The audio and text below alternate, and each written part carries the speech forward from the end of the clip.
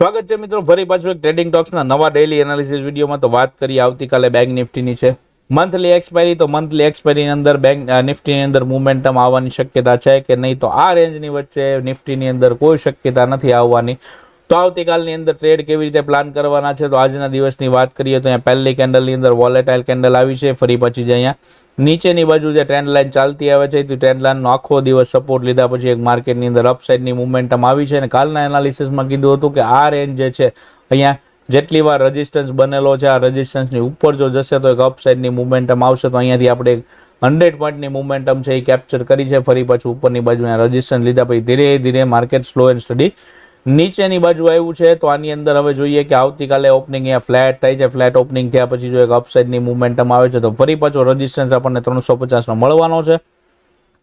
પહેલી કેન્ડલની અંદર જો નેગેટિવ કેન્ડલ બને છે ને જો વોલેટાઇલ આની જેવી કેન્ડલ નથી બનતી, તો પહેલી કેન્ડલની અંદર ટ્રેડ બની શકે છે. અને નીચેની બાજુ જે ટ્રેન્ડ લાઇન છે ત્યાં ફરી પાછો સપોર્ટ આવી શકે છે.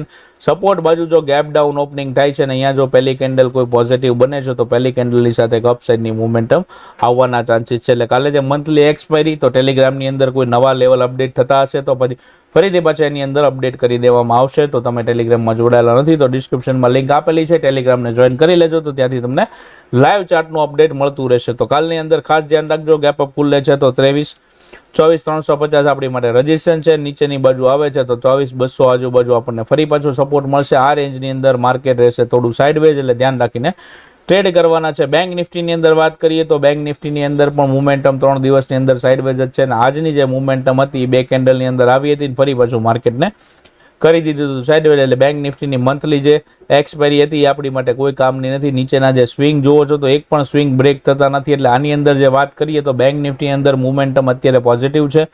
તો આવતીકાલે બેંક નિફ્ટીનું ઓપનિંગ અહીંયા ફ્લેટ થાય છે. ને ફ્લેટ ઓપનિંગની સાથે માર્કેટ નીચે આવે છે તો નીચેની બાજુ અહીંયા સપોર્ટ બનશે. તો સપોર્ટ પાસેથી બાય કરવાનું વિચારજો. ને ઉપરની બાજુ ફરી પાછો આપણને રેઝિસ્ટન્સ પહેલો જે છે એ 52,500 આજુબાજુનો મળી શકે છે. અને ઉપરની બાજુ જો બ્રેક થાય છે તો 52,500 થી લઈને 52,600ની જે રેન્જ છે એ રેન્જની માટે આપણને ખૂબ જ મહત્વનો રેઝિસ્ટન્સ છે. એ બધા એનાલિસિસ વિડીયોમાં કીધેલું છે. એટલે જો આની અહીંયા માર્કેટ હોલ્ડ કરે છે ને હોલ્ડ કર્યા પછી જો આનું બ્રેકઆઉટ કરે છે તો આવતીકાલે બેંક નિફ્ટીની અંદર એક સરસ મજાની બુલિશ મોમેન્ટમ આવવાના ચાન્સીસ છે.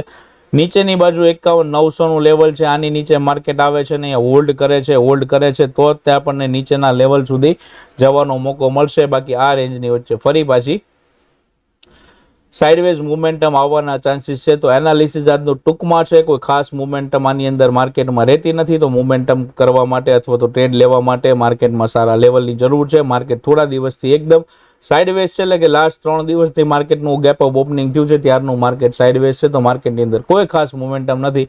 તો માર્કેટની અંદર ધ્યાન રાખજો ને ટેલિગ્રામને જોઈન કરી લેજો. નવા કંઈ અપડેટ હશે તો તમને ત્યાં મળી જશે. ચાલો મિત્રો મળીએ છીએ ફરી પાછા એક નવા એનાલિસિસ વિડીયોમાં. જય હિન્દ, જય ભારત.